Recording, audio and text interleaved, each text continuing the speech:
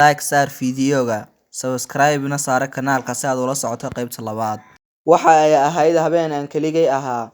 Aad ayaan u gaajaysnaa, maqaayaduhu ay ka dheeraayeen gurigayga.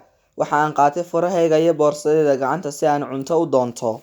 Wendy maqaayadiisu waxay ahayd meesha igu dhow ee furneed habeenka. Ma aanan haysan khiyaar kale. Gaariyaasha isdhaafaya waxay ogeysiiyeen inaan keligay lugeynay wadada dhinaceega. Qof kale ma joogin wadada waqtiga. Waxa aan ku sigtay inaan u leexdo bidix. Kadib markaan arkay meel yar oo cidhiidhiya, meesha oo dhan waxay ahayd mugdi, waxaana lahayd hal light. Waan istaagay, waxaanan maqlay codad ka soo baxaya meeshii mugdiga ahayd. Waxay u ekayd laba qof oo cod hoose ku wada hadlaya. Waan istaagay oo dhageystay. Waxba kama fahmin waxa ay lahaayeen. Si degdeg ah ayaan u maqlay jabaq kabeed oo dhinacayga u soo socota. Waxay ahaayeen laba qof oo waaweyn oo da' ah. Waxayna ka soo muuqdeen meeshii madoobayd. Si xun ayay ii soo eegayeen, waxayna lahaayeen indho cabsi leh.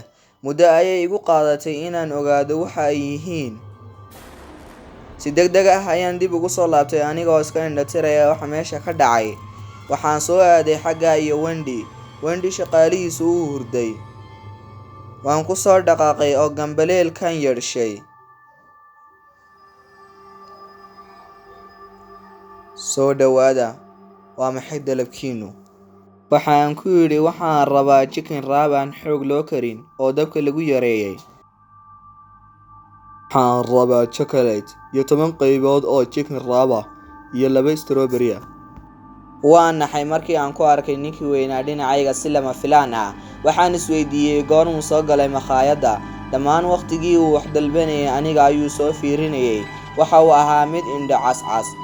Waxoogaa buu hadalkii iga soo bixi waayay. Shaqaalihii Wendy ayaa yidhi, waan idiin soo noqon doonaa in yar kadib si aan dalabaadkiina idinku soo qaado. Degdeg u samee. Waxa uu eegay gadaashayda inay dhunkaday. Indhahan raaciyay waxaan arkay gabadhii weyneyd oo kursiga ku fadhida. Waxayna ahayd mid dhoola cadaynaysa. Hey, weligaa miyaanad arkin gabadh sidan u qurux badan? Maxay iga raali noqo? Waad ogtahay sababta. Jooji eegitaanka xaaskayga. Waad naxsan tahay. Maxay? Isagoo sugin jawaabtaydii, wuxuu tagay kursigiisii.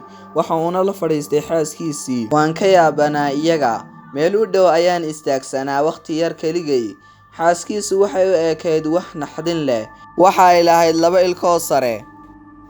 Anigoo u eegaya wixii weynaa ay dalbadeen, waxaan bilaabay inaan ka shakiyo sida ay cuntadan oo dhan u dhammayn doonaan. Gabadhan weyni ma lahayn wax sunniyo ah, taasoo wejigayga ka dhigayay mid cabsi leh.